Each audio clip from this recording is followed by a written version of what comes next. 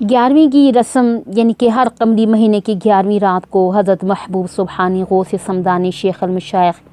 شاہ عبد القادر جیلانی رحمۃ اللہ علیہ کے نام پہ جو کھانا تیار کیا جاتا ہے وہ 11ویں شریف کے نام سے مشہور ہے۔ تو اس سلسلے میں چند امور لائق کے توجہ ہیں۔ نمبر 1، 11ویں شریف کا رواج کب سے شروع ہوا؟ مجھے تحقیق کے باوجود اس کی صحیح تاریخ معلوم نہیں ہو سکی،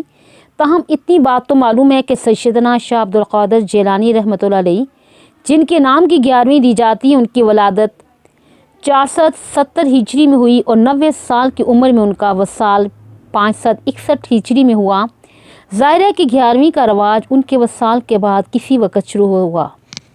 اور یہ بھی ظاہر ہے کہ حضور صلی اللہ علیہ وسلم، صحابہ و تابعین، ائمہ دین خصوصاً امام ابو حنیفہ رحمۃ اللہ علیہ اور خود حضرات پیران پیر اپنی 11ویں نہیں دیتے ہوں گے۔ بہرحال آپ خود ہی فیصلہ فرما سکتے ہیں کہ جس عمل سے اسلام کی کم از کم 6 صدیاں خالی ہوں، کیا اسے اسلام کا جز تصور کرنا اور اسے ایک اہم ترین عبادت کا درجہ دے ڈالنا صحیح ہوگا؟ اور آپ اس بات پر بھی غور فرما سکتے ہیں کہ جو لوگ 11ویں نہیں دیتے وہ حضور صلی اللہ علیہ وسلم اور صحابہ و تابعین، امام ابو حنیفہ اور خود حضرت غوث پاک کے نقش قدم پہ چل رہے ہیں، یا وہ لوگ جو ان اکابر کے عمل کے خلاف کر رہے ہیں۔ نمبر 2، اگر 11ویں دینے سے حضرت غوث اعظم کی روح پر فتوح کو ثواب پہنچانا مقصود ہے تو بے شک یہ مقصد بہت ہی مبارک ہے، لیکن جس طرح یہ ایصال ثواب کیا جاتا ہے اس میں چند خرابیاں ہیں۔ ایک یہ کہ ثواب تو جب بھی پہنچایا جائے پہنچ جاتا ہے، شریعت نے اس کے لیے کوئی دن کوئی وقت مقرر نہیں فرمایا، مگر یہ حضرات 11ویں رات کی پابندی کو کچھ ایسا ضروری سمجھتے ہیں گویا خدائی شریعت ہے، اور اگر اس کی بجائے کسی اور دن ایصال ثواب کرنے کو کہا جائے تو یہ حضرات اس پر کسی طرح بھی راضی نہیں ہوں گے، اور ان کے اس طرز عمل سے معلوم ہوتا ہے کہ صرف ایصال ثواب مقصود نہیں بلکہ ان کے نزدیک ایک ایسی عبادت ہے جو صرف اسی تاریخ کو ادا کی جا سکتی ہے۔ الغرض ایصال ثواب کے لیے 11ویں تاریخ کا التزام کرنا ایک فضول حرکت ہے جس کی شریعت میں کوئی اصل نہیں، اور اسی کو ضروری سمجھ لینا خدا اور رسول کے مقابلے میں گویا اپنی شریعت بنانا ہے صلی اللہ علیہ وآلہ وسلم۔ نمبر 3،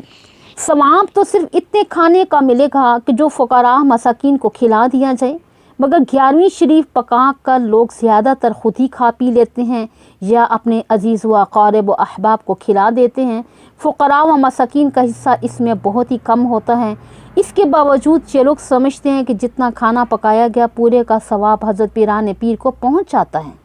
یہ بھی قاعدہ شرعیہ کے خلاف ہے، اور کیونکہ شرعاً ثواب تو اس چیز کا ملتا ہے جو بطور صدقہ کسی کو دے دی جائے، صرف کھانا پکانا تو کوئی ثواب نہیں۔ نمبر 4،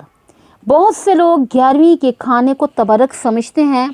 حالانکہ ابھی معلوم ہو چکا کہ جو کھانا خود کھا لیا گیا وہ صدقہ ہی نہیں اور نہ حضرت پیران پیر کے ایصال ثواب سے اس کو کچھ تعلق ہے، اور کھانے کا جو حصہ صدقہ کر دیا گیا اس کا ثواب بے شک پہنچے گا، لیکن صدقہ حدیث پاک میں جو آیا اس طرح ویسے نہیں۔ اوساخ الناس، لوگوں کا میل کچیل۔ اب یوں سمجھے کہ صدقہ تو حدیث پاک میں یوں آیا کہ میل کچیل،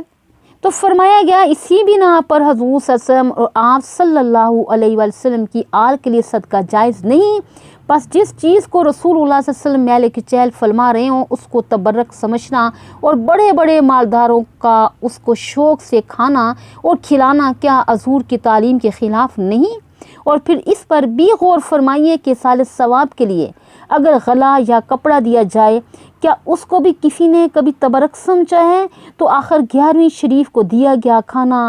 کس اصول شرعی سے تبرک بن جاتا ہے؟ نمبر 5، بہت سے لوگ یہ خیال کرتے ہیں کہ 11ویں نہ دینے سے ان کی جان و مال کا خدا نخواستہ نقصان ہو جاتا ہے، یا مال میں بے برکتی ہو جاتی ہے۔ گویا نماز، روزہ، حج، زکوٰۃ جیسی قطعی فرائض میں کوتاہی کرنے سے کچھ نہیں بگڑتا، مگر 11ویں شریف میں ذرا کوتاہی ہو جائے تو جان مال کے لالے پڑ جاتے ہیں۔ اب آپ انصاف کیجئے کہ ایک ایسی چیز کا شرع شریف میں اور امام ابو حنیفہ رحمۃ اللہ علیہ کی فقہ میں کوئی ثبوت نہ ہو، جب اس کا التزام فرائض شریعہ سے بھی بڑھ جائے اور اس کے ساتھ ایسا اعتقاد جم جائے تو خدا تعالیٰ کے مقرر کردہ فرائض کے ساتھ ایسا اعتقاد نہ ہو تو اس کے مستقل شہریت ہونے میں کوئی شبہ رہ جاتا ہے۔ انا للہ و انا الیہ راجعون۔